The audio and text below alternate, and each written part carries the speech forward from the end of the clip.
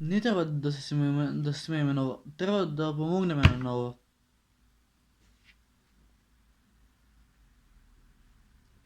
Треба да помогнеме, да не бидеме глупи.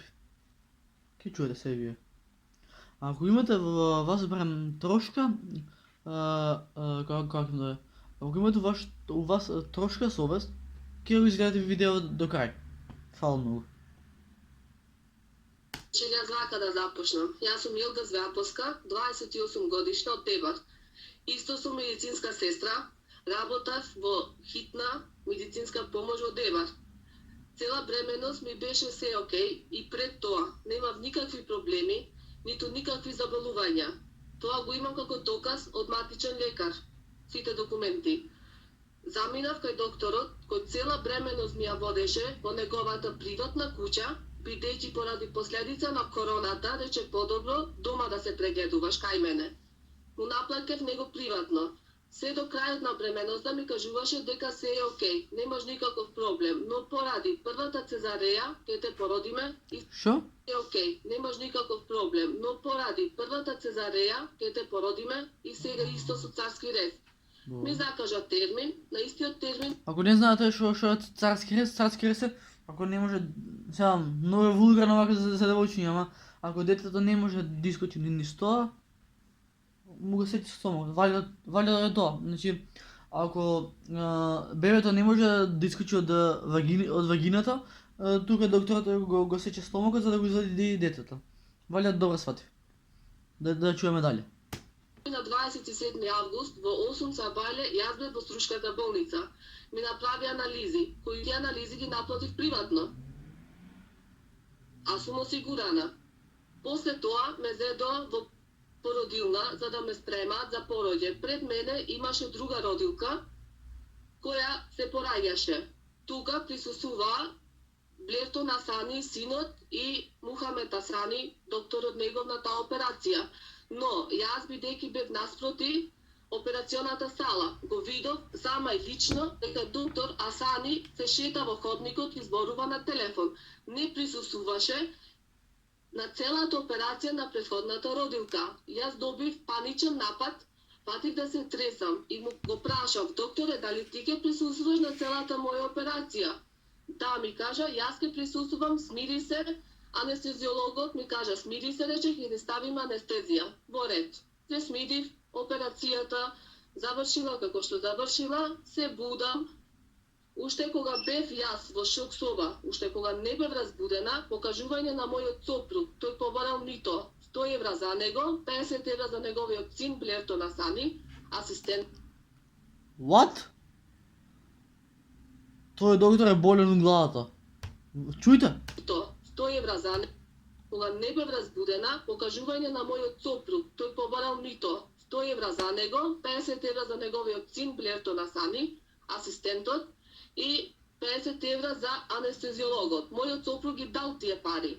Јас уште бев во шок соба, уште не бев разбудена. Кога јас се разбудив, после неколку часа добив огромни стомачни болки, кои докторот Блертон Асани рече да ми стават инекција трамадол за да ми ги смират болките. Ми стави исто така и кислород. Мене болките ми се смираа малце, но не сосема целосно.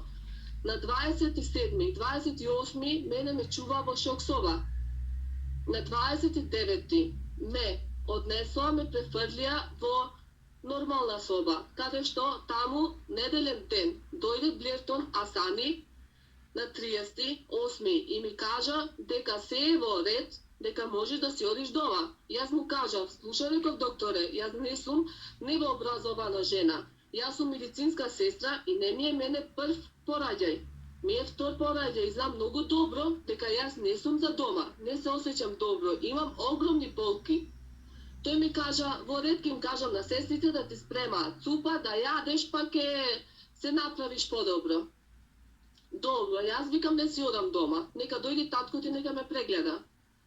Доаѓа после неколку часа, Блертон Асани ми кажува: во ред, утре ќе дојде татко ми, ќе те прегледа и ќе видиме. Доаѓа на 31 во 7 сабајле, доаѓа Блертон Асани, ми прави преврска, комплет. Ми дава отпусно писмо, ми дава таблети за дома, ми вика ќе си одиш. Ја викам кога ќе дојде Мухамед Асани, тога ќе си одам. Доаѓа Мухамед Асани, само ме погледнува и ми вика ти можеш да си одиш дома, добро си, ќе оздравиш дома. Ја му викам докторе, јас не сум за дома, јас не сум добро. Како реков, со носилка ли ќе ми извадите од тука мене? Он ми кажува, добра си, нека дојди сопругот да те земе. Му се јавам на сопругот, му кажувам, дојди да ме земеш, јас не сум добро, но не сум за дома. Носи ме Скопје, носи ме каде и да сакаш. Сопругот се спрема со мојот малечок син и со мојата тетка. Тргаат за да ме земат за струга. Јас добивам огромни напади, плачам, пискам, викам и имам огромна болка, кажувам. Мојот сопруг му се јавам, му викам, јас умирам. Барај го на докторот. Барај го на Асани, јас не можам, јас умирам. Сопругот, му затворам телефон, викам, пискам. Доаѓа господин Асани, пред него доаѓа анестезиологот.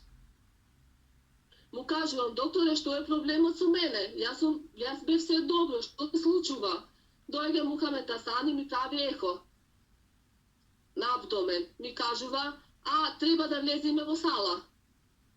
Зашто? Мајка кажува пациентката да влеземе во сала, но не ме погледнува во очи, вулгарно се однесува, кажува дека пак ќе те земаме во сала. Јас го прашам, докторе, зашто во сала пак? Па нели се породи? Што имам сега да во сала? Си заминува собата, тука јас влегувам во хипоvolемичен шок, значи се шокирам, не знам ништо, паѓам во кома, паѓам во несвест, ме ставаат во сала, друго ништо не памтам. Кога се будам, јас сум во Скопје, јас сум во Карил, јас сум во интензивна нега, јас сум на 300 апарати приклучена. Јас не знам ништо, не знам ни која сум, ни како се викам, ни што е работата. Ја го барам моето мало девојче, го барам по име, но не знам кого барам.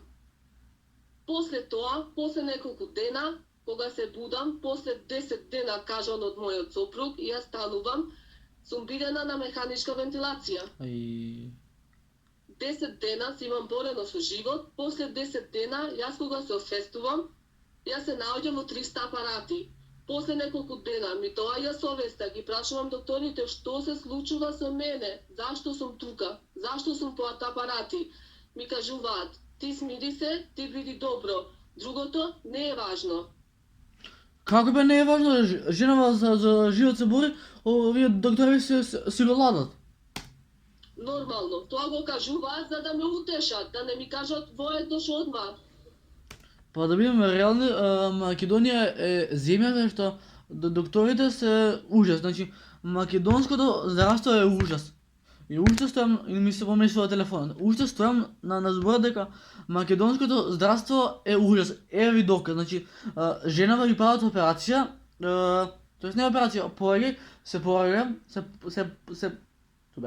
се пораѓа, после пораѓање ја носат во шок соба, после шок соба ја носат вака у обична соба, после ја носат на Карел у Скопје, ја носат на механички апарати и нормално докторите ќе си ги земат парите, а за пациентот аш.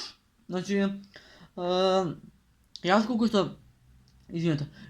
што сватив, значи у Македонија нема саглам доктора, значи жена се пораѓала, се бори за живот буквално, а докторите викат, добра си ти, можеш да си одиш дома, ваква си и таква си. Докторе, кажи што е кварот на време, него ли вака да заливаш тема.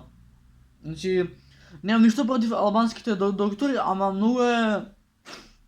многу се таинствени, неќе да му кажат што му е на пациентот. И ти, докторе, ако кажеш на пациентот што му е, нема да умреш, бе брат, информација ќе му кажеш, ќе му помогнеш на здравјето. Ама Македонија не ти е саглам земја, сестра. Македонија е земја ужас.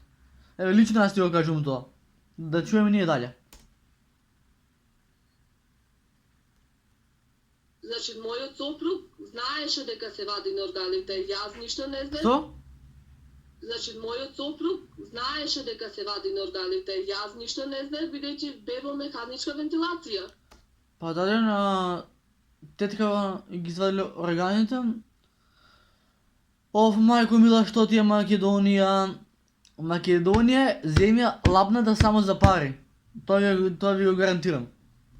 Кога се разбуди, после не ми кажа, после некој момент, кога ме префрлија во уролошката Соба? амбуланта за да продолжам таму со лечење, тога разбрав дека јас ги немам моите органи. Зошто, како и што, тоа се прашувам. Жаси што? Барам лекарската комора тоа да го извади на виделина, бидејќи тоа го знаат докторите од Скопје што и како се случило. Сегашниот заменик министер Илир Хасани, А, тој да. тога беше директор на болницата во клиника. Тој го знае целиот случај. Зашто сите молчат? Зашто никој не Да ми живе здраве сестра. реагира на овој случај? Уште колку души треба да зема овој човек да оштети? И не сум единствена. Има уште други случаи во Деба што се сторени. Респект. Респект.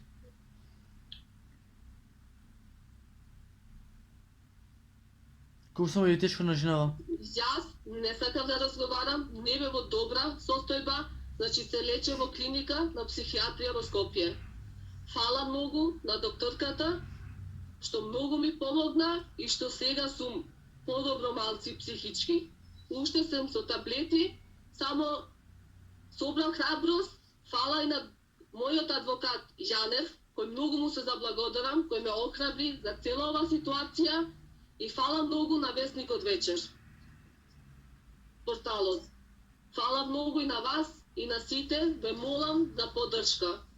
Значи, на мојот сопруг му се имаше кажано се, дека ми се ваѓани органите и дека ме праќат во Скопје на интензивна нега. Јас Скопје сум пуштена, значи, скоро мртва.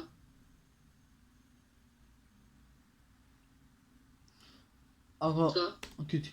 Ако ја разбрав добро, значи на женава ги ваделе органите по поредувањето. Македонија никад нема да успее. Никад! Подршка за теткава. Чао! Ебате Македонија.